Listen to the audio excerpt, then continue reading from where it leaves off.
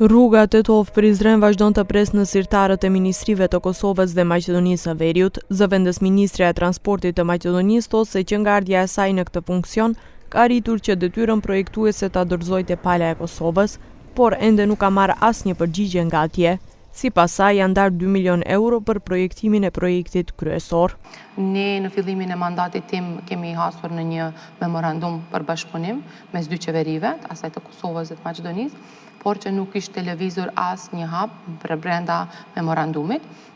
Që një vit ne arritëm ta kalojmë fazën e detyrës projektuese, e punuam si të tillë, e dorëzuam te pala kosovare për shkak të procesit të tyre zgjedhor që ende edhe po vazhdon.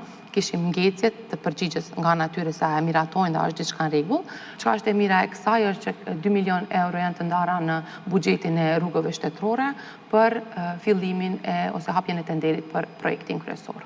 Nga ana tjetër, kryetari i komunës së Tetovës Bilal Kasami thotë se komuna ka hapur një tender për projektimin e një qarkoreje mbi fshatin Shipkovic, e cila do të shërbejë si rrugë që kalon mbi fshat dhe do të lidh zonën me fshatrat e malësisë së Tetovës deri te tuneli Tetov-Prizren.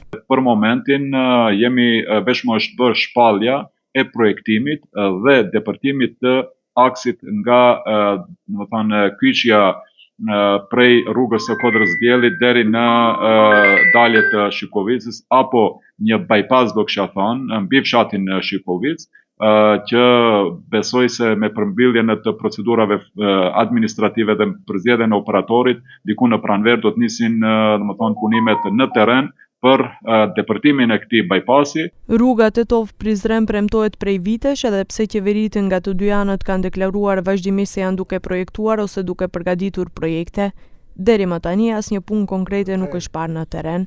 Kjo rrugë do ta lidhte Tetovën me Prizrenin për rreth 45 minuta në vend të rrugës aktuale që zgjatet mbi 3 orë.